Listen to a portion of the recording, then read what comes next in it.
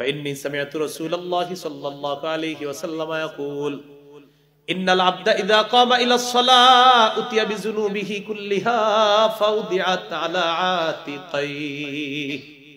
নবীজি বলেন, কোন বান্দা যখন নামাজের মধ্যে দাঁড়ায় তার সব গুনাহগুলা তার দুই কাঁধের মধ্যে স্তূপ করে রেখে দেওয়া হয়।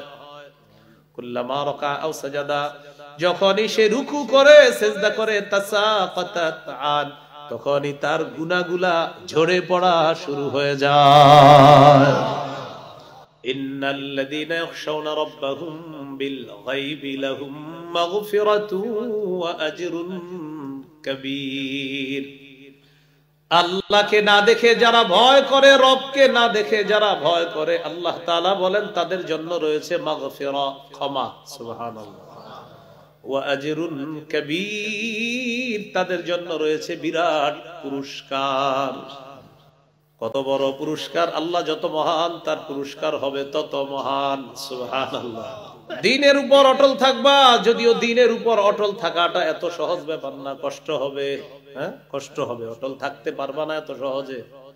এরপর নবী বলেন, ওয়ালামু, জেনে রাখো, আন্না মিন আফজালি আমালিকুম আস-সালাহ, তোমাদের সবচেয়ে শ্রেষ্ঠ ইবাদত হলো নামাজ, তোমাদের সবচেয়ে শ্রেষ্ঠ আমল হলো নামাজ। বলেন শ্রেষ্ঠ আমল কি? হাদিসের শেষে নবী বলেন, ওয়ালা ইউহাফিজু আলাল বুজুই ইল্লা মুমিন।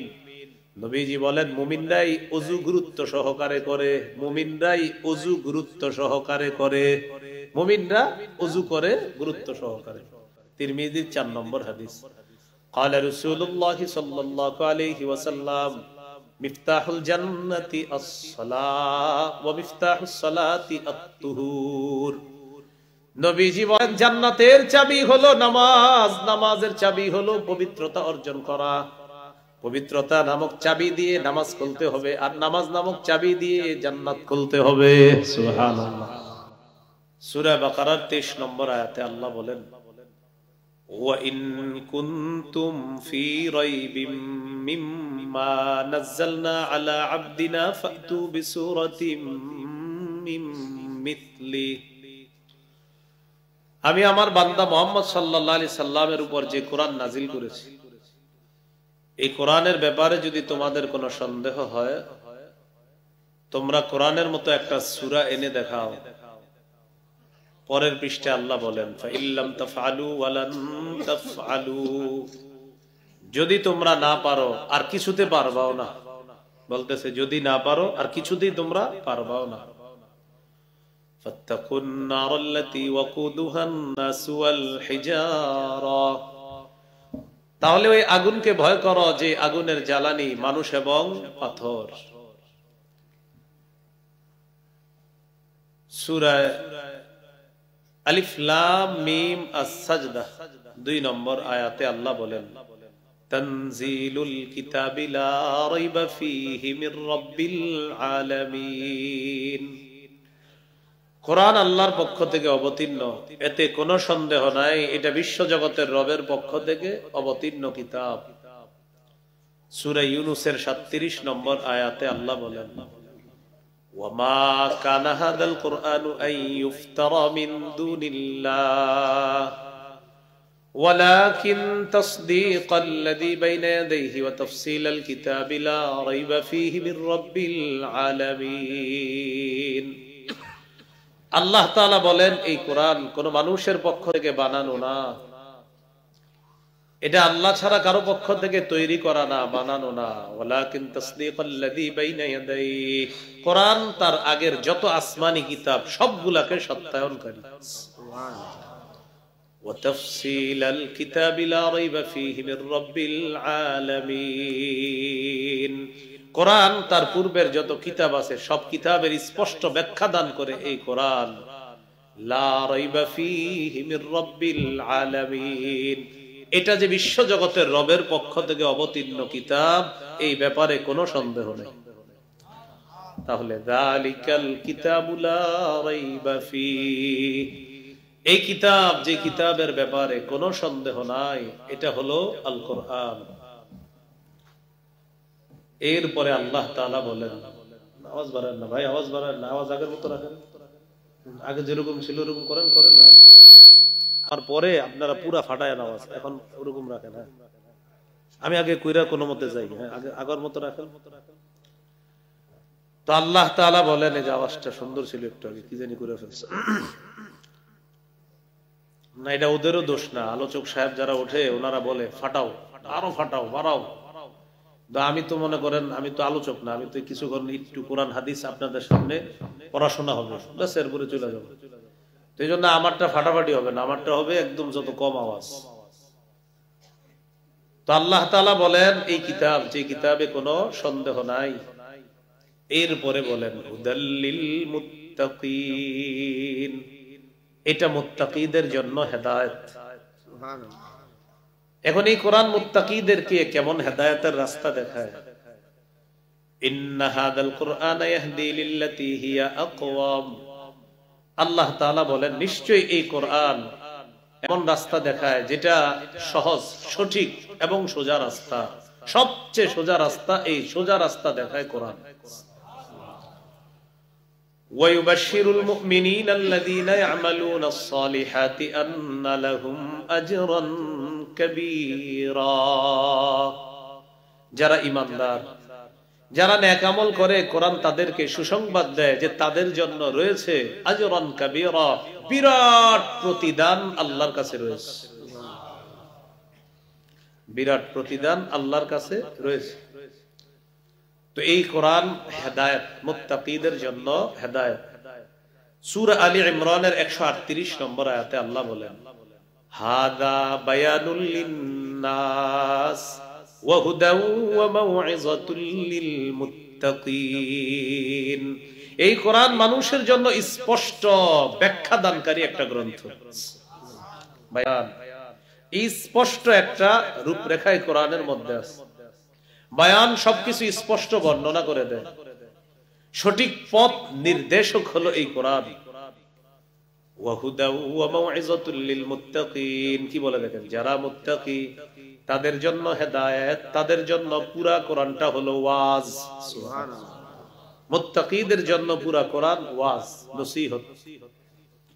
সূরা ইউনূসের আরেক আয়াতে আল্লাহ বলেন, ইয়া আইয়ুহান নাসু ক্বাদ জাআতকুম মাউইযাতুম মির রাব্বিকুম ওয়া শিফাউল লিমা ফিস সুদুরি ওয়া হুদাও ওয়া রাহমাতুল লিল মুমিনিন। হে লোক সকল, তোমাদের কাছে এসেছে তোমাদের রবের পক্ষ থেকে ওয়াজ। সুবহানাল্লাহ। কি এসেছে? ওয়াজ। বলেন কি এসেছে? ওয়াজ মানে কোরআন, পুরা কোরআন। ওয়া শিফাউল লিমা ফিস সুদুর, অন্তরের রোগের আরোগ্য হলো এই কোরআন। আপনার মনটা খারাপ, 10 মিনিট কোরআন পড়েন, মন ভালো হবেই হবে ইনশাআল্লাহ। যদি বলেন পড়বো না, তাহলে সিঙ্গারডা ইসলামিয়া ইব্রাহিমিয়া মাদ্রাসায় যাবেন, হুজুরের কাছে অনুমতি চেয়ে 10 মিনিট হাফেজ ছাত্রদের পাশে বসে থাকবেন। মুহূর্তের মধ্যে আপনার দুনিয়াবি পেরেশানিগুলা দূর হয়ে অন্য এক জগতে ঢুকে যাবে। সুবহানাল্লাহ। শিফাউল লিমা ফিস সুদুর, অন্তরের রোগের আরোগ্য কোরআন। ওয়া হুদাও ওয়া রাহমাতুল লিল মুমিনিন, যারা ঈমানদার তাদের জন্য এই কোরআন হেদায়েত, গোটা কোরআনটা তাদের জন্য রহমত। তো আল্লাহ বলেন হুদাল্লিল মুত্তাকিন, যারা মুত্তাকি, তাকওয়া অবলম্বন করে তাদের জন্য এই কোরআন হেদায়েত। সূরা বাকারা 185 নম্বর আয়াত, 2 পারা 7 নম্বর পৃষ্ঠার শুরুতে আছে, শাহরু রমাদানাল্লাযী উনজিলা ফীহিল কুরআন হুদাল লিন্নাস, রমজান মাস, যেই মাসে কোরআন নাজিল করা হয়েছে, পুরা কোরআনটা মানুষের জন্য হেদায়েত। সুবহানাল্লাহ। কোরআন মানুষের জন্য কি? এবার একটু বলেন, বলেন কোরআন আলো। আলো। এই আলো যে গ্রহণ করবে সেই আলোতে সে হেদায়েত পাবে। আল্লাহ তাআলা বলেন, ওয়ালাকিন জাআলনাহু নূরান নাহদি বিহি মান নাশাউ মিন ইবাদিনা, এই কোরআনকে আমি করেছি নূর, আলো। এই আলোর মাধ্যমে আমার বান্দাদের যাকে মন চায় আমি তাকে হেদায়েত দিই। হুদাল লিল মুত্তাকিন, কোরআন মুত্তাকিদের জন্য, মুমিনের জন্য, মানুষের জন্য হেদায়েত। এখন মুত্তাকি কারা? আল্লাহ তাআলা বলেন আল্লাযীনা ইউমিনুনা বিল গায়ব, যারা ঈমান রাখে গায়েবের প্রতি, যারা গায়েবকে বিশ্বাস করে, যারা অদৃশ্যে বিশ্বাসী। গায়েব কাকে বলে? যা দেখা যায় না, ছোঁয়া যায় না, স্পর্শ করা যায় না, শুধু অনুভব করা যায়, এতটুকু সর্বোচ্চ। যেটা আমি দেখব না, যেটা আমি ছুঁইতে পারবো না, স্পর্শ করতে পারবো না, এটা গায়েব। গায়েব শব্দটা পবিত্র কোরআনে 49 বার আছে। কয়বার? গায়েবের বহু বচন গুয়ুব, গুয়ুব আছে 4 বার। পবিত্র কোরআনে গুয়ুব আছে 4 বার। গুয়ুব মানে অদৃশ্য সমূহ, এই অদৃশ্য বস্তু সমূহ গুয়ুব বহু বচন। গাইবুন শব্দের বহু বচন গুয়ুব। গুয়ুব আছে 4 বার আর গাইবুন আছে 49 বার। তো আল্লাহ বলেন যারা অদৃশ্যে বিশ্বাস করে, গায়েবে যারা বিশ্বাস করে, ঈমান রাখে। এখন ঈমান কাকে বলে? ঈমানের আবিধানিক অর্থ আত-তাসদীক, বিশ্বাস করা। পারিভাষিক অর্থ আত-তাসদীকু বিমা জাআ বিহিন নবী সাল্লাল্লাহু আলাইহি ওয়াসাল্লাম মিন ইনদিল্লাহি ওয়াল ইকরারু বিহি। রাসূলুল্লাহ সাল্লাল্লাহু আলাইহি সাল্লাম আল্লাহর পক্ষ থেকে যা নিয়ে এসেছেন এটা বিশ্বাস করা এবং এটাকে স্বীকার করে নেওয়া, এটার নাম হলো ঈমান। অধিকাংশ মুহাদ্দিসিনে কেরামের মতে 3 জিনিসের নাম ঈমান। মুখস্থ করি, কয় জিনিসের নাম ঈমান? একটু আরবিও মাঝে মাঝে কই আমরা, বলেন চলেন। তাসদীক বিল জিনান, বলেন তাসদীক বিল জিনান, ইকরার বিল লিসান, আমল বিল আরকান। এমনি একটু বলাইলাম আপনাদেরকে, বাংলাটাও বলতেছি আমি। আত-তাসদীক বিল জিনান ওয়াল ইকরার বিল লিসান ওয়াল আমাল বিল আরকান। এবার বাংলাটা কিন্তু মুখস্থ রাখতে হবে, আগের গুলো ভুলে যান, এটা সমস্যা। বাংলাটা হলো, বলেন, অন্তরে বিশ্বাস করা, মুখে স্বীকার করা, আমলে বাস্তবায়ন করা। এই 3 জিনিসের নাম ঈমান। তাহলে অন্তরে বিশ্বাস, মুখে স্বীকার, আমলে বাস্তবায়ন। অন্তরে বিশ্বাস, মুখে স্বীকার, আমলে বাস্তবায়ন, এই 3 জিনিসের নাম কি? ঈমান। হাদিসে ঈমানের মৌলিক সংজ্ঞা নবীজি সাল্লাল্লাহু আলাইহি সাল্লাম করে দিয়েছেন যে মৌলিক 6টি বিষয় বিশ্বাস করার নাম ঈমান। প্রিয় ভাইরা, মৌলিকভাবে কয়টি জিনিস বিশ্বাস করার নাম ঈমান? সহিহ বুখারীর বর্ণনা 4777 নম্বর হাদিস। জিবরিল আমিন রাসূলুল্লাহ সাল্লাল্লাহু আলাইহি সাল্লামকে প্রশ্ন করলেন, মাল ঈমানু ইয়া রাসূলুল্লাহ, ইয়া রাসূলুল্লাহ, ঈমান কি জিনিস আপনার কাছে জানতে চাই। নবীজি জবাব দিলেন, আন তুমিনা বিল্লাহ ওয়া মালাইকাতিহি ওয়া কুতুবিহি ওয়া রুসুলি ওয়া লিকাইহি ওয়া তুমিনা বিল বা'থিল আখির। 1 নাম্বার আল্লাহকে বিশ্বাস করা, 2 নাম্বার তার ফেরেশতাদেরকে বিশ্বাস করা, 3 নাম্বার আল্লাহর যত আসমানি কিতাব সবগুলাকে বিশ্বাস করা, 4 নাম্বার আল্লাহর সমস্ত রাসূলদেরকে বিশ্বাস করা, 5 নাম্বার আল্লাহর সাথে সাক্ষাৎ বিশ্বাস করা, 6 নাম্বার আখিরাতের পুরা জগৎটাকে বিশ্বাস করা। এই 6 জিনিসের নাম ঈমান। ওদের ব্যাখ্যা আছে। তাহলে এই মৌলিক 6টা জিনিসের প্রতি বিশ্বাস রাখার নাম ঈমান। এর মধ্যে আখিরাতে যেগুলো হবে কিচ্ছু দেখি নাই, কিন্তু আমরা সব গায়েব, বিশ্বাস করতে হবে। আল্লাহ গায়েব, বিশ্বাস করতে হবে। ফেরেশতা গায়েব, বিশ্বাস করতে হবে। তো আমাদের আলোচনা চলতেছে মুত্তাকি কারা। 1 নাম্বার আল্লাযীনা ইউমিনুনা বিল গায়ব, যারা অদৃশ্যের প্রতি ঈমান রাখে, যারা গায়েবে বিশ্বাস করে। এবার আমার সাথে একটু বলেন, বলেন আল্লাহকে দেখি না, বিশ্বাস করি। আল্লাহকে দেখি না, ভয় করি। না দেখে আল্লাহকে ভয় করলে তার জন্য ক্ষমা এবং বিরাট পুরস্কার। আল্লাহকে না দেখে ভয় করলে তার জন্য ক্ষমা এবং বিরাট পুরস্কার। সূরা মুলকের 12 নম্বর আয়াতে আল্লাহ বলেন, ইন্নাল্লাযীনা ইয়াখশাউনা রাব্বাহুম বিল গায়বি লাহুম মাগফিরাতুন ওয়া আজরুন কাবীর। আল্লাহকে না দেখে যারা ভয় করে, রবকে না দেখে যারা ভয় করে, আল্লাহ তাআলা বলেন তাদের জন্য রয়েছে মাগফিরা, ক্ষমা, সুবহানাল্লাহ, ওয়া আজরুন কাবীর, তাদের জন্য রয়েছে বিরাট পুরস্কার। কত বড় পুরস্কার! আল্লাহ যত মহান তার পুরস্কার হবে তত মহান, সুবহানাল্লাহ। বিরাট পুরস্কার আছে। তাহলে আল্লাযীনা ইউমিনুনা বিল গায়ব। এরপরে 2 নাম্বার মুত্তাকিদের গুণ, ওয়া ইউকিমুনাস সালাহ, যারা নামাজ কায়েম করে। কি কায়েম করে? নামাজ। নামাজ কায়েম করব আমরা ইনশাআল্লাহ, সবাই কায়েম করব। নামাজ কি জিনিস? রাসূলুল্লাহ সাল্লাল্লাহু আলাইহি সাল্লাম বলেন, আগে একটু বলে নেন, বলেন, যার নামাজ নাই তার দিন নাই। একজন নামাজ পড়ে না, নবীজি বলেন ওর দিনই নেই। এবার আরো সুন্দরভাবে বলেন, বলেন, মাথা ছাড়া শরীর যেমন, নামাজ ছাড়া দিন তেমন। কি বললাম? মাথা ছাড়া শরীর যেমন, নামাজ ছাড়া দিন তেমন। আল মুজামুল আওসাতে রাসূল সাল্লাল্লাহু আলাইহি ওয়াসাল্লামের হাদিস, قال رسول الله صلى الله عليه وسلم লা ঈমানা লিমান লা আমানাতা লা। নবীজি বলেন যার আমানতদারিতা নাই তার ঈমান নাই। ওয়ালা সালাতা লিমান লা তুহুরা লা, যার পবিত্রতা নাই তার নামাজ নাই। ওয়ালা দীনা লিমান লা সালাতা লা, যার নামাজ নাই তার দিন নাই। আপনারা মনে করছেন আমি এমনি কইতাছি, নবীজি বলছে যার নামাজ নাই তার দিন নাই। এরপর আরেকটা বলছিলাম, মাথা ছাড়া শরীর যেমন, নামাজ ছাড়া দিন যেমন। এটাও আমার কথা না, নবীজির কথা।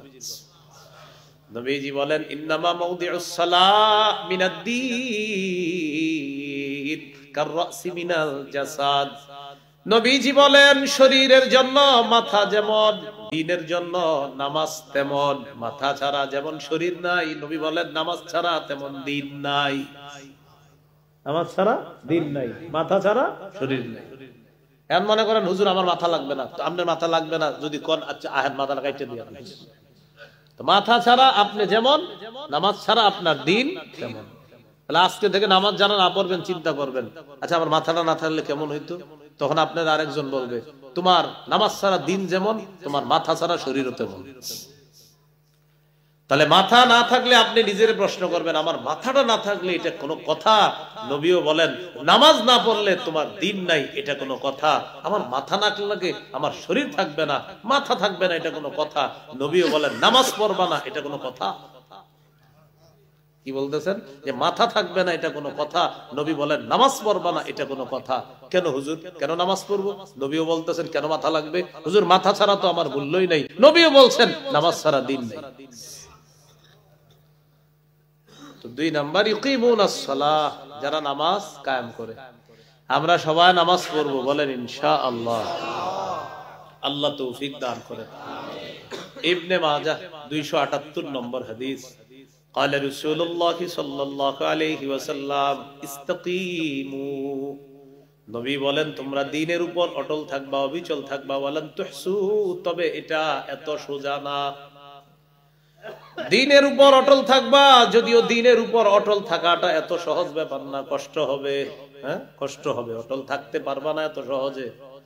এরপর নবী বলেন ওয়ালামু, জেনে রাখো, আন্না মিন আফজালি আমালিকুম আস-সালাহ, তোমাদের সবচেয়ে শ্রেষ্ঠ ইবাদত হলো নামাজ, তোমাদের সবচেয়ে শ্রেষ্ঠ আমল হলো নামাজ। বলেন শ্রেষ্ঠ আমল কি? হাদিসের শেষে নবী বলেন ওয়ালা ইউহাফিজু আলাল বুজুই ইল্লা মুমিন, নবীজি বলেন মুমিনরাই ওযু গুরুত্ব সহকারে করে, মুমিনরাই ওযু গুরুত্ব সহকারে করে, মুমিনরা ওযু করে গুরুত্ব সহকারে। তিরমিজির হাদিস, 4 নম্বর হাদিস। সবাই আমার সাথে একটু বলেন, বলেন নামাজের চাবি ওযু, জান্নাতের চাবি নামাজ। এবার বলেন জান্নাতের চাবি নামাজ, নামাজের চাবি ওযু। এটাও নবীজি বলেছেন, তিরমিজির 4 নম্বর হাদিস। قال رسول الله صلى الله عليه وسلم মিফতাহুল জান্নাতি আস-সালাহ ওয়া মিফতাহুস সালাতি আত-তুহুর, নবীজি বলেন জান্নাতের চাবি হলো নামাজ, নামাজের চাবি হলো পবিত্রতা অর্জন করা। পবিত্রতা নামক চাবি দিয়ে নামাজ খুলতে হবে, আর নামাজ নামক চাবি দিয়ে জান্নাত খুলতে হবে। সুবহানাল্লাহ। মনে থাকবে নি? ছোটবেলা থেকে ছেলে মেয়েরে শিখাবেন এইভাবে, বল বল তুই বল বল, নামাজের চাবি হলো ওযু, জান্নাতের চাবি হলো নামাজ, এইভাবে শিখাবেন বাচ্চা। তো ইউকিমুনাস সালাহ, যারা নামাজ কায়েম করে। সূরা বাকারার 43 নম্বর আয়াতে আল্লাহ বলেন ওয়া আকিমুস সালাহ ওয়া আতুজ যাকাতা ওয়ারকাউ মা'আর রাকিঈন। তোমরা নামাজ কায়েম করো, তোমরা যাকাত দাও, তোমরা রুকুকারীদের সাথে রুকু করো। সূরা বাকারা 238 নম্বর আয়াতে আল্লাহ বলেন হাফিজু আলাস সালাওয়াত, তোমরা নামাজগুলোর ব্যাপারে যত্নবান হও, নামাজগুলোর প্রতি তোমরা যত্নবান হও। সূরা আনকাবুতের 45 নম্বর আয়াতে আল্লাহ বলেন উতলু মা উহিয়া ইলাইকা মিনাল কিতাবি ওয়া আকিমিস সালাহ। নবী আপনার উপর যে কোরআন নাজিল করা হয়েছে এই কোরআন আপনি তেলাওয়াত করে শোনায়া দেন। ওয়া আকিমিস সালাত, নামাজ কায়েম করেন। কি বলতেছে দেখেন, নবী আপনি কোরআন তেলাওয়াত করে শোনায়া দেন, আপনি নামাজ কায়েম করেন। এরপরে বলে ইন্নাস সালাতা তানহা আনিল ফাহশাই ওয়াল মুনকার। আল্লাহ তাআলা বলেন নিশ্চয়ই নামাজ অশ্লীলতা থেকে ফিরিয়ে রাখে, বাধা দেয়। ওয়াল মুনকার, অপছন্দনীয় জিনিস থেকে বাধা দেয়। নামাজ অশ্লীলতা থেকে দূরে রাখে, অপছন্দনীয় জিনিস থেকে দূরে রাখে। সূরা তাহা 14 নম্বর আয়াত। কারা কারা বেশি বেশি আল্লাহরে স্মরণ করতে চাই বলেন? আল্লাহ তৌফিক দান করেন। বলেন আমার সাথে, আল্লাহকে স্মরণ করার শ্রেষ্ঠ ইবাদত হলো নামাজ। কি বলেন তো? সূরা তাহা 14 নম্বর আয়াতে আল্লাহ বলেন ওয়া আকিমিস সালাতা লিযিকরি, আমার স্মরণ করার জন্য, আমাকে মনে করার জন্য একটু নামাজ পড়ো। সুবহানাল্লাহ। আমার স্মরণার্থে নামাজ কায়েম করো। কি সুন্দর কথা। আগের তে বলি কি বলতেছে, ইন্নানি আনাল্লাহ, আমি আল্লাহ, লা ইলাহা ইল্লা আনা, আল্লাহ বলেন আমি ছাড়া কোনো ইলাহ নাই, ফা'বুদনি, আমার ইবাদত করো। এরপরে বলেন ওয়া আকিমিস সালাতা লিযিকরি, আমার শরণার্থে নামাজ কায়েম করো। আমি আল্লাহকে মনে করার জন্য নামাজ কায়েম করো। সারা দিন তো কাজ করো, আজানটা দিছে আমার স্মরণে মসজিদে চলে আসো। ওয়া ইউকিমুনাস সালাহ, নামাজ কায়েম করা। নামাজ কায়েম করা দ্বারা মৌলিক 5টা উদ্দেশ্য। বলেন কয়টা? 5টা। 1 নাম্বার উদ্দেশ্য, নামাজের পূর্বে কিছু শর্ত আছে, এই শর্তগুলো আদায় করা। 2 নাম্বার উদ্দেশ্য, রুকু সেজদা ধীরস্থির ভাবে করা, বুলেটের গতিতে না করা। 3 নাম্বার, খুশু খুজুর সাথে নামাজ পড়া। 4 নাম্বার, পরিবারকে নামাজের কথা বলা। 5 নাম্বার, রাষ্ট্রের সব মুসলমান যেন নামাজি হয়ে যায় এই চেষ্টা করা। তাহলে নামাজ কায়েম দ্বারা কয় উদ্দেশ্য? 5 উদ্দেশ্য। বলেন নামাজ কায়েম দ্বারা কয় উদ্দেশ্য? 5টি উদ্দেশ্য নামাজ কায়েম দ্বারা। 1 নাম্বার, আল মুহাফাজাতু আলা শুরুতিস সালাহ, নামাজের পূর্বে কিছু শর্ত আছে, এই শর্তগুলো আদায় করা। শরীর পাক, কাপড় পাক, নামাজের জায়গা পাক, সতর ডাকা, কিবলামুখী হওয়া, ওয়াক্ত মতো নামাজ পড়া, নামাজের নিয়ত করা। এই মক্তবের বাচ্চাদেরকে দাঁড় করায় দেন, ওরা সুন্দর বলে দিবে, যদিও আপনারাও পারবেন আশা করি।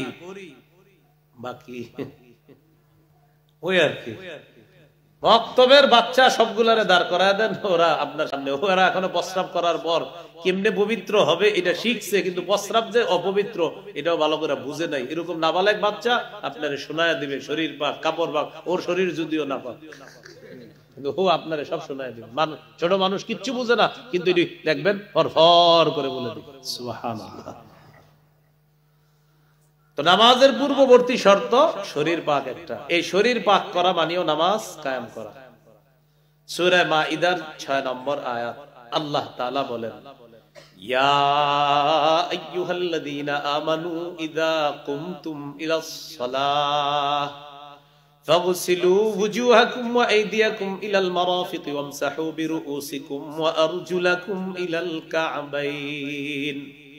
আল্লাহ তাআলা বলেন, যখন তোমরা নামাজের ইচ্ছা করো, মুখমণ্ডল ধৌত করো, দুই হাত ধৌত করো, মাথা মাসে করো, পা ধৌত করো। ওযুর 4 ফরজ এসে গেছে।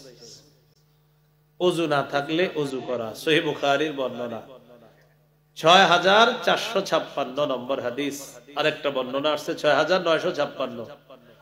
عن أبي هريرة رضي الله تعالى عنه قال قال رسول الله صلى الله عليه وسلم لا يقبل الله صلاة أحدكم إذا أحدث حتى يتوضأ। নবীজি বলেন, তোমাদের কারো যদি ওযু না থাকে, ওযু না করা পর্যন্ত তার নামাজ আল্লাহ তাআলা কবুল করেন না।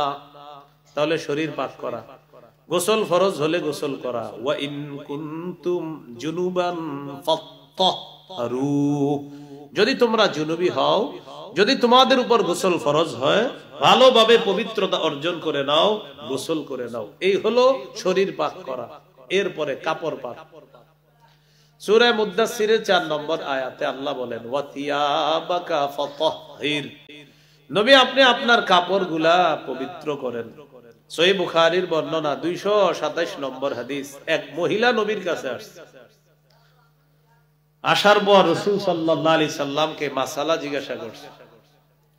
আরাআইতা ইহদানা তাহিদু ফিস সাওবি ফাকাইফা তাসনাউ ইয়া রাসূলুল্লাহ। ইয়া রাসূলুল্লাহ, আমাদের নারীদের মধ্যে যাদের শরীরে নাপাকি লাগে, এই নাপাকি পবিত্র করার কি উপায়? আমাদের নারীদের মধ্যে যে কাপড় পরে, এই কাপড়ের মধ্যে যে নাপাকি লাগে, নাপাকি পবিত্র করার উপায় কি?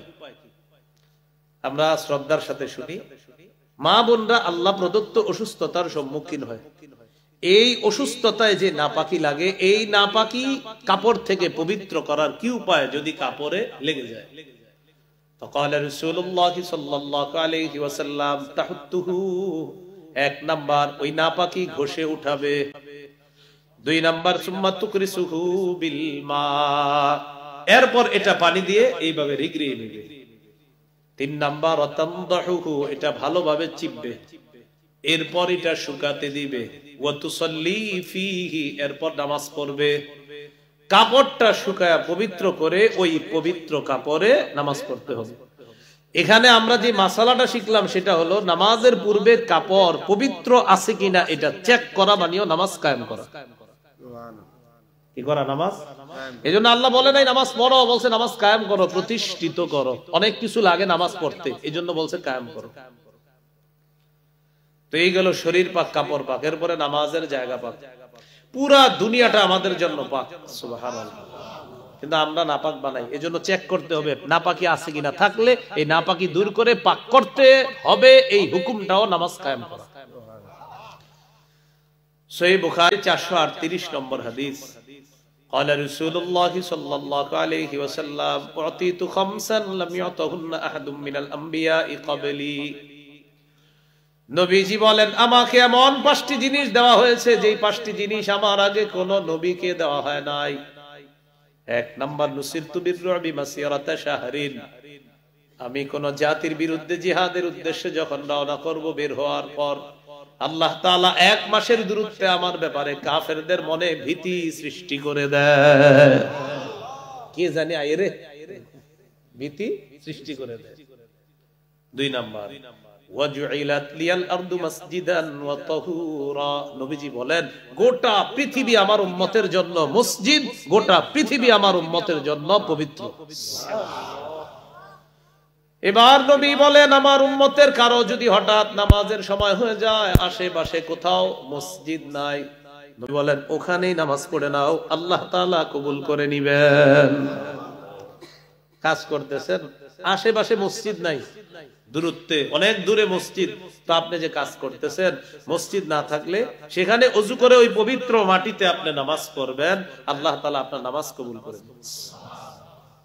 5টাই বইলা ফেলে, যদি আমাদের মূল উদ্দেশ্য পাওয়া গেছে, তো নবী বলেন 5টা দেওয়া হয়েছে, যেটা 2টা বললাম। 3 নাম্বার ওয়াকানা নাবিয়্যু ইউবাসু ইলা কওমিহি খাসাতান ওয়া বুইসতু ইলান নাসি কাফা, আমার আগে যত নবী দুনিয়াতে পাঠানো হয়েছে বিশেষ জাতির কাছে পাঠানো হয়েছে, শোনো তোমরা, আমাকে গোটা জগতের জন্য নবী বানিয়ে পাঠানো হয়েছে।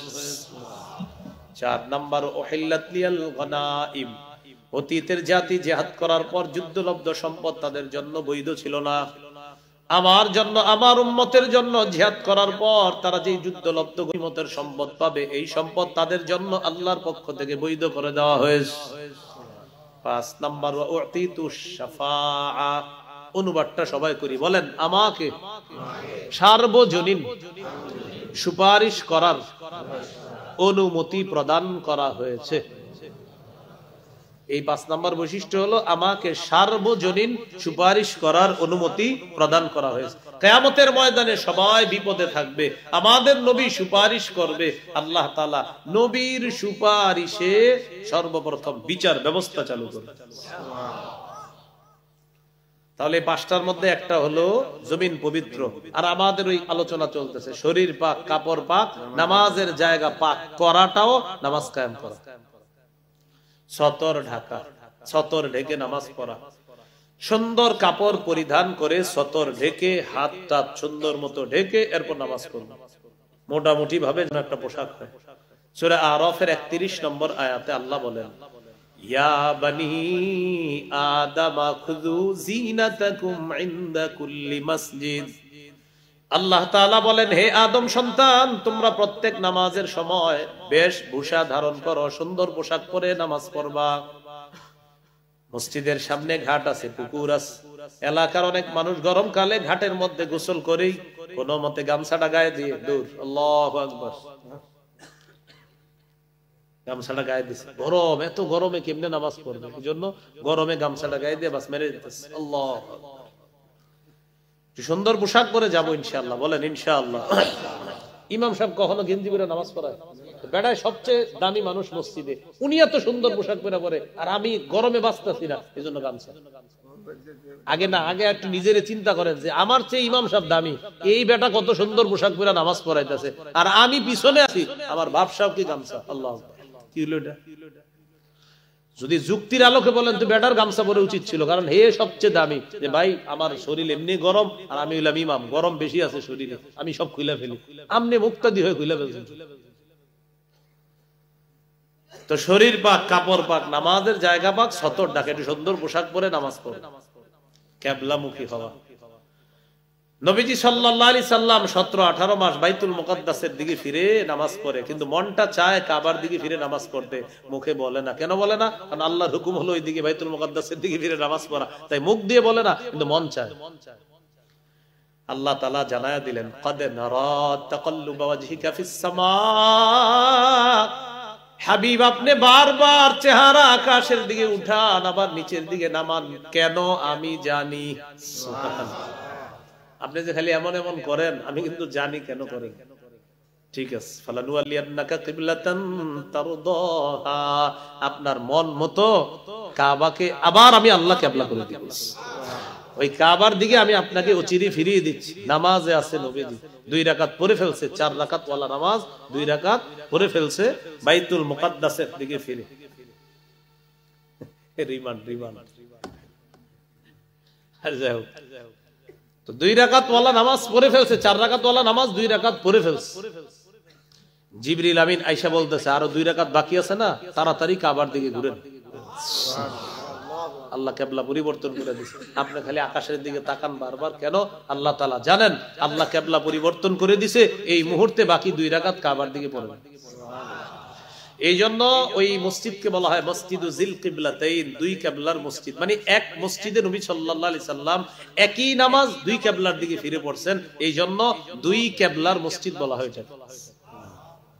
তাহলে কিবলামুখী হওয়া এটাও নামাজের পূর্ব শর্ত, নামাজ কায়েম করার অন্যতম একটা শর্ত। এক এলাকায় গিয়ে আপনি অপরিচিত মানুষ মুসাফির, বাস আল্লাহু আকবার মারিয়ে দিলেন পশ্চিম মনে কইরা, কিন্তু আসলে এটা পশ্চিম না, উত্তর। আপনি এলাকাবাসীকে জিজ্ঞাসা করা দরকার ছিল, ভাই কোনটা পশ্চিম। যারা আলোচক, এই যে ওনাদেরকে জিজ্ঞাসা করেন, কোথাও গিয়ে আমাদের অনেক সময় মনে হয় এটাই কিবলা, না, এটা দ্বারাও ঠিক হবে না। আপনি জেনে নিবেন ভাই কিবলা কোন, আপনার মনে হবে পশ্চিম ওইটা, কিন্তু এটা না, আরেকটা। এই জন্য কিবলামুখী হওয়া এটাও নামাজ কায়েম করা। এরপরে ওয়াক্ত মতো নামাজ পড়া। সূরা নিসার 103 নম্বর আয়াতে আল্লাহ বলেন, ইন্নাস সালাতা কানাত আলাল মুমিনিনা কিতাবাম মাওকুতা, নিশ্চয়ই সময় মতো নামাজ পড়া ফরজ। সময় মতো নামাজ পড়া মুমিনদের উপর ফরজ। সহিহ বুখারীর 527 নম্বর হাদিস, আব্দুল্লাহ ইবনে মাসউদ রাদিয়াল্লাহু তাআলা আনহু নবীকে জিজ্ঞাসা করলেন, সাআলতু রাসূলুল্লাহি সাল্লাল্লাহু আলাইহি ওয়াসাল্লাম আইয়ুল আমালি আহাব্বু ইলাল্লাহ, নবীকে প্রশ্ন করলাম, ইয়া রাসূলুল্লাহ, আল্লাহর কাছে সবচাইতে শ্রেষ্ঠ আমল কোনটা, সবচাইতে প্রিয় আমল কোনটি, আপনার কাছে জানতে চাই। নবীজি জবাব দিলেন, আসসালাতু আলা ওয়াক্তিহা, সময় মতো নামাজ পড়া। বলেন সবাই, কি মতো বলেন? সময় মতো নামাজ পড়া। বলেন আল্লাহর কাছে সবচেয়ে পছন্দনীয় আমল। তাহলে সময় মতো নামাজ পড়া আল্লাহর কাছে সবচেয়ে পছন্দনীয় আমল। পড়ব তো ইনশাআল্লাহ, আল্লাহ তৌফিক দান করেন। আবু দাউদের 1449 নম্বর হাদিসের বর্ণনা, عن عبد الله بن حبشي الخسامي رضي الله تعالى عنه أن رسول الله صلى الله عليه وسلم سئل أي الأعمال أفضل, নবীকে প্রশ্ন করা হলো, ইয়া রাসূলুল্লাহ, আল্লাহর কাছে সবচেয়ে মহামর্যাদাপূর্ণ আমল কোনটা, সবচেয়ে শ্রেষ্ঠ আমল কোনটা? নবীজি বললেন, তুলুল কিয়াম, লম্বা সময় নামাজে দাঁড়িয়ে থাকা। কোন ব্যক্তি নামাজ পড়তেছে লম্বা সময়, এটা আল্লাহর কাছে শ্রেষ্ঠ আমল। এই জন্য মসজিদে ঢুকার পর তাকায় দেখি জোহরের আর বাকি আছে 2 মিনিট, 4 রাকাতের নিয়ত করে ফেলছি, আল্লাহু আকবার, এবং 2 মিনিটে প্যাকেজ 4 রাকাত খতম। আল্লাহু আকবার, 2 মিনিট আছে, 2 মিনিটে আপনারা দেখায় দিবে যে আমি উত্তরপাড়ার অমুকের সন্তান অমুক, 2 মিনিটে 4 রাকাত পারলে তুমি দেখাও। শুধু 4 রাকাত পড়বে না, পয়রা আবার আপনার বৈশা বৈশা পড়ে আস্তাগফিরুল্লাহ, সুবহানাল্লাহ। ইমাম সাহেব আসে না কেন? 2 মিনিটে সব পুরো প্যাকেজ কমপ্লিট দেখায় দিবে আপনি। এরকম নামাজ পড়বো আমরা? 2 মিনিট আছে, আপনি পড়েন না, এখন ফরজ পড়েন, পরে 2 রাকাত সুন্নত পড়বেন, এরপরে ওই বকেয়া 4 রাকাত পড়বেন। মনে থাকবে নি? তো সময় মতো নামাজ পড়বো আমরা। এয়ারপোর্টে আপনি নামাজ পড়ছেন, মাগরিবের নামাজ, কোন জায়গায় মাগরিবের নামাজ পড়ছেন সময় মতো, কারণ মাগরিবের সময় বেশি নেই, পয়রা প্লেনে উঠছেন, উমরায় যাবেন, হজে যাবেন, আল্লাহ তৌফিক দান করুন। তো প্লেনে ওঠার পর একটু পশ্চিম দিকে গিয়া দেখেন সূর্য এখনো ডুবে নেই। মাগরিবে কিন্তু পয়রা গেছেন বাংলাদেশে, আর পশ্চিমে যত যাবেন দেখবেন সূর্য ডুবে না, এখন আরো বাকি আছে। তো আল্লাহু আকবার বলে মাগরিব আদায় করে ফেললেন। মাগরিব আদায় করার পর প্লেনে উঠছেন, প্লেনে ওঠার পর প্লেন পশ্চিম দিকে যায়, সর্বনাশ, সূর্য এখনো ডুবে না, একটু পর ডুবছে, মাগরিবের সময় হয়েছে। তখন কি করবেন? তখন আর মাগরিব পড়বেন না, আগে যে পড়ে ফেলছেন আদায় হয়ে গেছে, একবারই নামাজ ফরজ, নতুন করে আর আপনার মাগরিব পড়তে হবে না। মনে থাকবেন এটা? হ্যাঁ, ওয়াক্ত মতো নামাজ পড়া। তো এই মাগরিবটা নিয়ে অনেক প্যাসেঞ্জারের একটু ঝামেলা হয় এয়ারপোর্টে। এরা একবার মাগরিব পড়ে, পড়ার পর প্লেনে উঠে, আরে হুজুর যারা থাকে এখন জ্বালা, হুজুর আবার পড়মু, এরকম জিজ্ঞাসা করে। তো এই জন্য মাগরিবের নামাজ পড়লেন, বাস ফরজ আদায় হয়ে গেছে। আবার প্লেনে ওঠার পর পশ্চিমে যাওয়ার পর যখন দেখবেন সূর্য আবার ডুবতেছে, তখন আর মাগরিব পড়া লাগবে না। আল্লাহ আমাদেরকে সময় মতো নামাজ পড়ার তৌফিক দান করেন। মাহফিলের আয়োজন যারা করেন, মাগরিবের পরে যে বক্তারে বসাইবেন মাহফিলে, এই আলোচকরে আনার জন্য অনেক সময় 20টা মোটরসাইকেল যায়। আলোচক আনার জন্য 20টা মোটরসাইকেল যায়। তো মোটরসাইকেল ওয়ালারা আপনার মসজিদে নামাজ পড়ে না মাগরিবটা। কেন? হুজুর যাইতে পারবে না, মাগরিব যাইলে যান, হুজুর যাতে না যায়। কেন? হুজুরে আমরা নিমু, আমরা এটা ভিডিও করব আর ফেসবুকে দিয়ে বলবো, আজকে আরিফ বিন হাবিব সাহেবের সাথে কিছুটা সময় কাটাইলাম, খুব ভালো লাগতেছে, কিন্তু মাগরিবটা আমরা পড়িনি, এটাও নিচে দিয়ে লিখে দিই।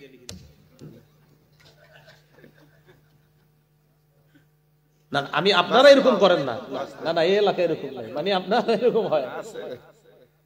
30-40টা মোটরসাইকেল আছে, হযরতরে না আনলে তো হবে না। তো এইগুলা মোটরসাইকেল গেছে, কেউ মাগরিব পড়ছেননি, খয়া হুজুরে যদি মিস করে, রাস্তা মিসিং করে, আরে আলোচক রাস্তা একটু ভুল করলে জিজ্ঞাসা করে আসে কোনো না কোনো ভাবে। তো আপনার মাগরিব চলে গেলে আর তো পাচ্ছেন না জিন্দেগি।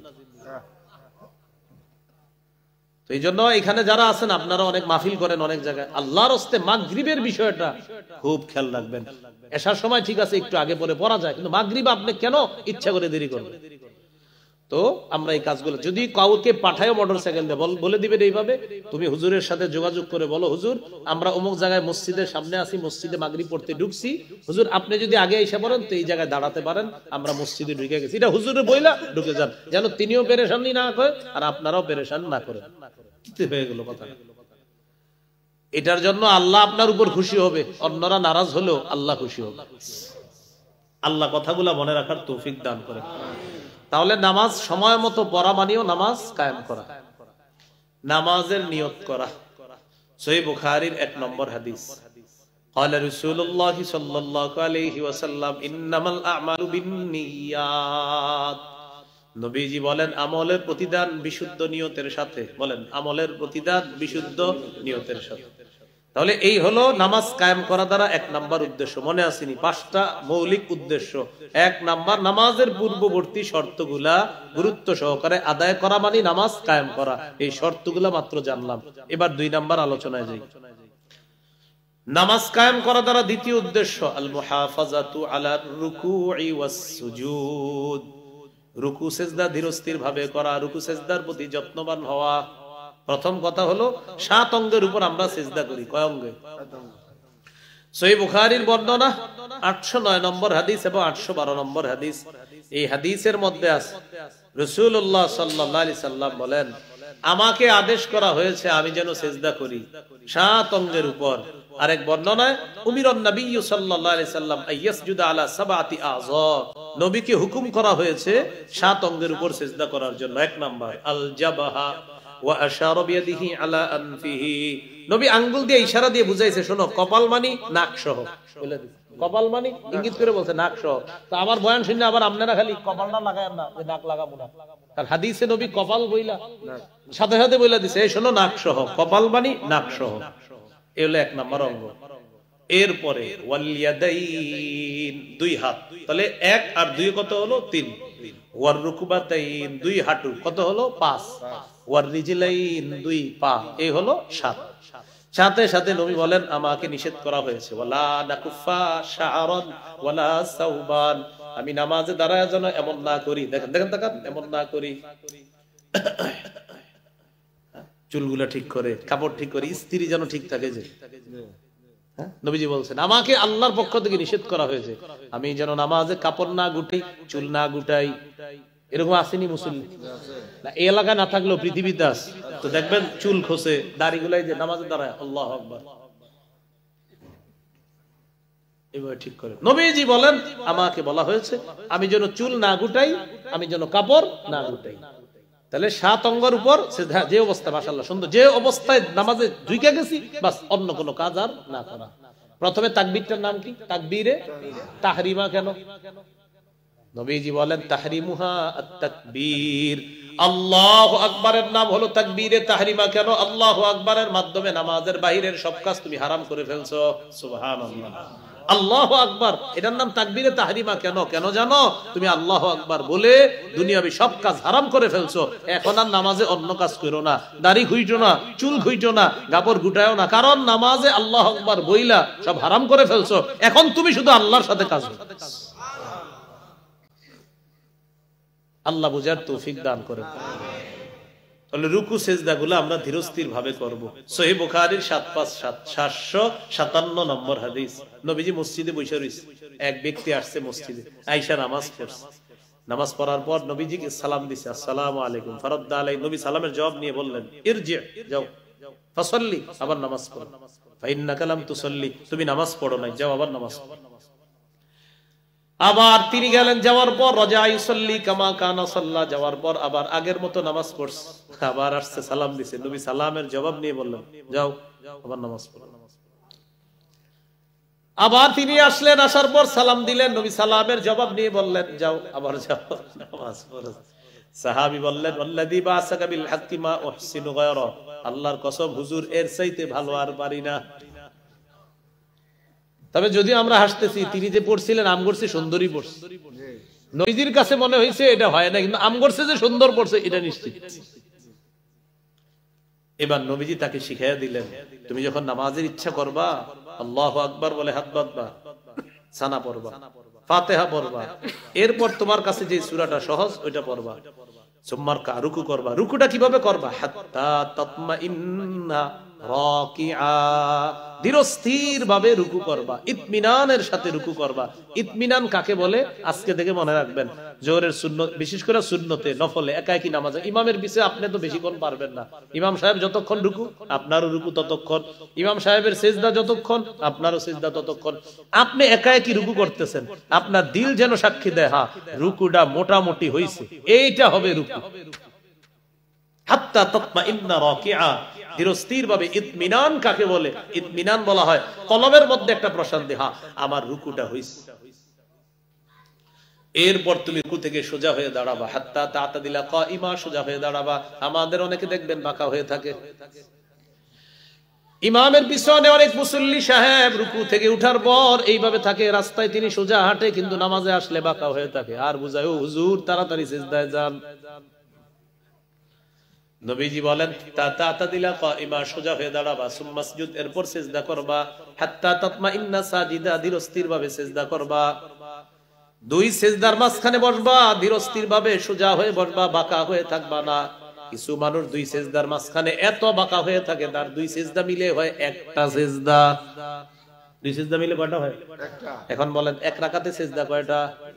যদি এক সিজদা হয় তার নামাজ শেষ, বাতিল। দুই সিজদার মাঝখানে এমনি হইছে, মানে হুজুর আরেকটা দেন, এমনি কিন্তু একটা হলো তার আপনার কুজা, তিনি মানে অসুস্থ, এটা ঠিক আছে, কিন্তু উনি এমনি আমগোর সাথে সুন্দর বসে, নামাজে গেলে ওনার সব সমস্যা দেখা দেয়। তো এটা যেন না হয়, আল্লাহ হেফাজত করেন। আজকে থেকে যারা রুকু সিজদা করবেন, একটা হাদিস সারা জীবন স্মরণ রাখবেন। সহিহুল জামে 1671 নম্বর হাদিস। আব্দুল্লাহ ইবনে ওমর রাদিয়াল্লাহু তাআলা একদিন দেখে এক যুবক নামাজ পড়তেছে, এক যুবক নামাজ পড়তেছে।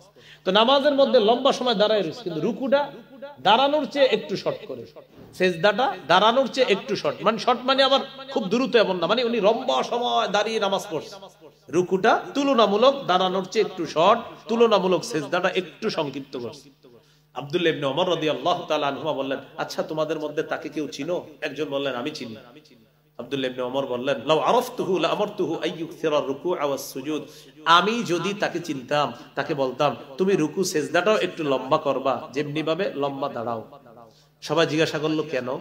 তখন তিনি বললেন, ফাইন্নী সামি'তু রাসূলুল্লাহি সাল্লাল্লাহু আলাইহি ওয়াসাল্লাম ইয়াকুল ইন্নাল আবদা ইযা কামা ইলাস সালাহ উতিয়া বিযুনুবিহি কুল্লিহা ফাউদিআত আলা আতিকাইহি।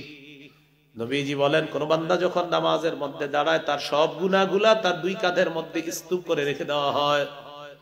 কুল্লামা রাকা আও সাজাদা, যখনই সে রুকু করে সিজদা করে, তাসাকাতাত আন, তখনই তার গুনাহগুলা ঝরে পড়া শুরু হয়ে যায়।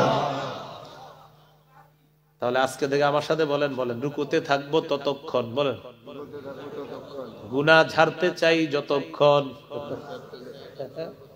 তাহলে এটা মনে রাখবেন, রুকুতে থাকবো ততক্ষণ, গুনাহ ঝরাতে চাই যতক্ষণ। সিজদায় থাকবো ততক্ষণ, গুনাহ ঝরানো দরকার যতক্ষণ। তাহলে রুকু সিজদা করলে তার গুনাহ ঝরে। তো আমাদের গুনাহ ঝরানো দরকার আসেনি? এই জন্য রুকু সিজদা ধীরস্থির ভাবে করা মানিও নামাজ কায়েম করা, মনে আসেনি? নামাজ কায়েম দ্বারা 3 নম্বর উদ্দেশ্য, আল মুহাফাজাতু আলাল খুশুই ওয়াল খুজু, খুশু খুজুর সাথে নামাজ পড়া। ছোটবেলা থেকে শুনতে শুনতে বড় হয়েছি খুশু খুজুর সাথে নামাজ পড়া। অনেক সময় মসজিদে অনেকে নামাজ পড়তে দেখে আমরা বলি, লোকটা মাশাআল্লাহ খুব খুশু খুজুর সাথে নামাজ পড়ে, এরকম আমরা বলি, কিন্তু আমাদের পুরা বলাটা সঠিক হয় না। আজকে থেকে একটু মনে রাখবেন, বলেন খুশু এর সম্পর্ক কলবের সাথে, খুজু এর সম্পর্ক অঙ্গ প্রত্যঙ্গের সাথে। খুজু দেখা যায়, খুশু দেখা যায় না। এই জন্য যিনি নামাজ পড়ে, অনেক একাগ্র চিত্তে নামাজ পড়ে, তাকে এতটুকু বলতে পারি, লোকটা খুজুর সাথে নামাজ পড়ে, মাশাআল্লাহ। তার অঙ্গ আল্লাহকে সিজদা করে, তার কপাল আল্লাহকে সিজদা করে, তার হাত আল্লাহকে সিজদা করে, হাঁটু আল্লাহকে সিজদা করে, পা আল্লাহকে সিজদা করে। লোকটা নামাজের মধ্যে যে দাঁড়িয়েছে, তার দাঁড়ানোটা খুজুর সাথে হয়েছে। হ্যাঁ, খুজুর সম্পর্ক অঙ্গ প্রত্যঙ্গের সাথে, কিন্তু খুশু আছে কিনা এটা আমি আপনি জানি না, এটা জানে আল্লাহ। খুশু কলবে। কোথায় খুশু?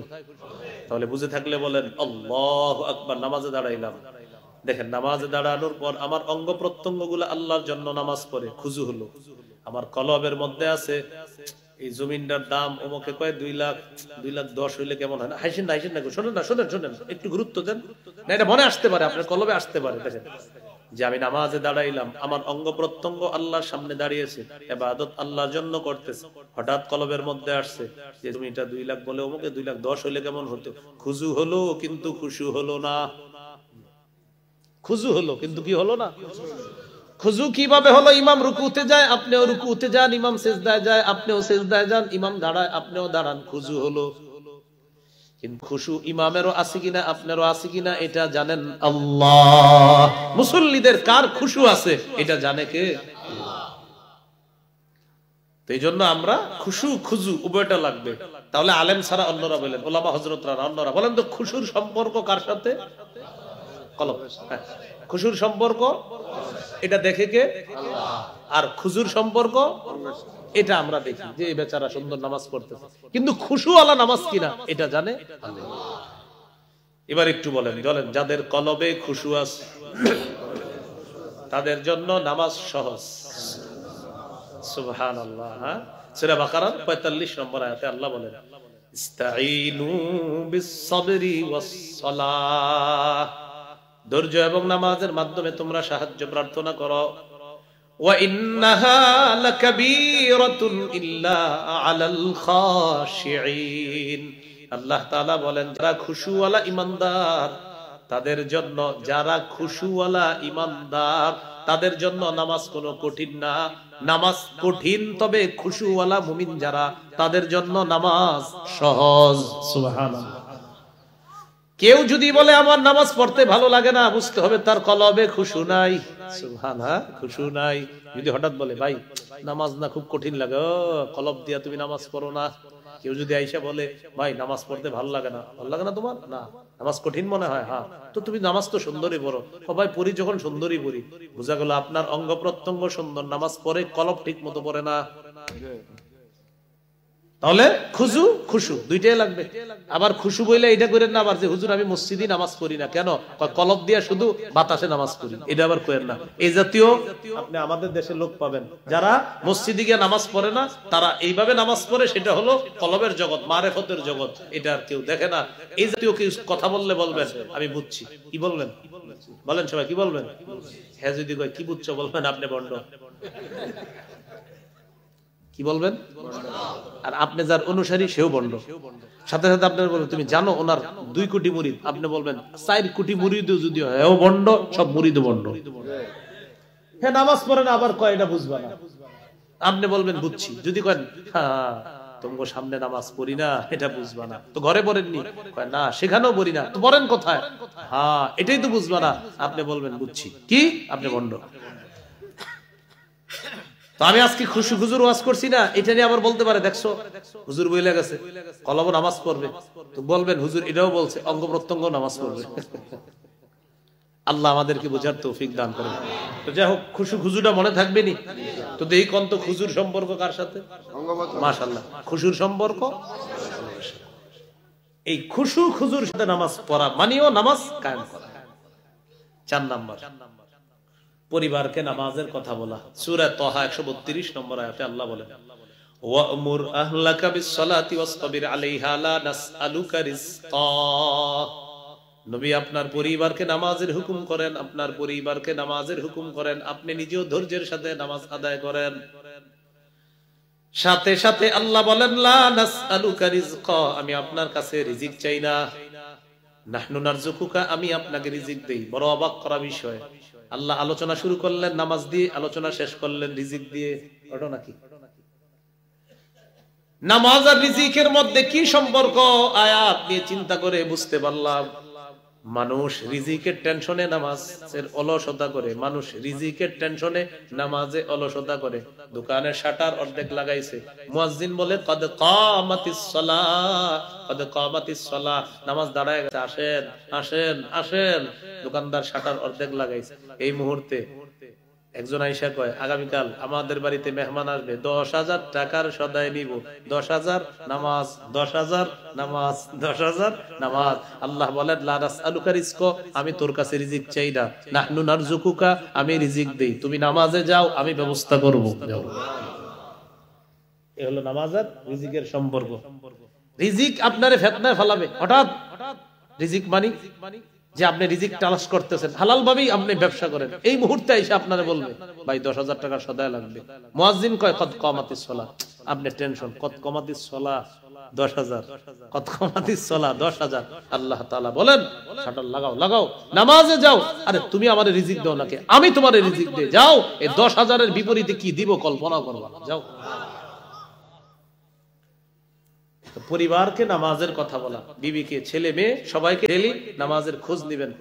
মাগরিব পড়ছো, এসব পড়লেও দেখলেও জিজ্ঞাসা করবেন। মসজিদে দেখছেন, দেখার পরেও না দেখার বান ধরে বাইরে গিয়ে বলবেন এই নামাজ পড়ছো। এটা হলো আপনি একজন অভিভাবক হিসাবে ও যেন বুঝে আমার বাবা ডেইলি খোঁজ নেয়।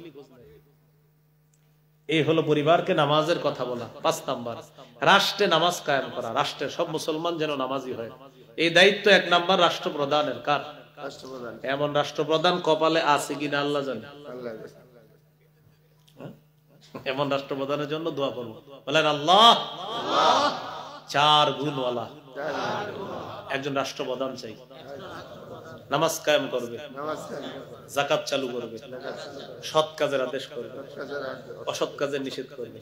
বলেন সূরা হজ 41 নম্বর আয়াত, ওখানে আল্লাহ বলেন আল্লাযীনা ইম্মাক্কানাহুম ফিল আরদি আকামুস সালাহ ওয়া আতাউয যাকাত ওয়া আমারু বিল মারুফি ওয়া নাহাউ আনিল মুনকার। যাদেরকে রাষ্ট্র ক্ষমতায় বসাই তাদের 1 নাম্বার কাজ রাষ্ট্রীয়ভাবে নামাজ কায়েম করবে, 2 নাম্বার কাজ রাষ্ট্রীয়ভাবে যাকাতের বিধান চালু করবে, 3 নাম্বার কাজ রাষ্ট্রীয়ভাবে সৎ কাজের আদেশ করতে হবে, 4 নাম্বার অসৎ কাজের নিষেধ করতে হবে। কথা কি বুঝে আসছে সবার? এই হলো রাষ্ট্রের সব মুসলমান যেন নামাজি হয়, এই চেষ্টা করা। আল্লাহ আমাদেরকে তৌফিক দান করেন। আপনারা খালি শিডিউল ঘুরাইছেন, 7:45 আনছে 8:15, 8:15 আনছে 8:30, ওখান থেকে নিয়ে গেছে 40-এ। যাইতে হবে অনেক দূরে, কুয়াশার রাত আজকে পর্যন্ত। আল্লাহ তাআলা আমাদের সকল আচ্ছা আচ্ছা আচ্ছা করবো না কেউ, মাদ্রাসা ছাত্ররা যাও রুমাল নিয়ে, যাও যাও যাও। এরা তো আমার টাকা দিবে না, আরে আমার ওয়াজ হলে খালি টাকা দেন, দেন দেন দেই রুমালে দেন দেন। মাদ্রাসার সহসভাপতি সাহেব 10,000 টাকা দিবেন, তিনি অসুস্থ।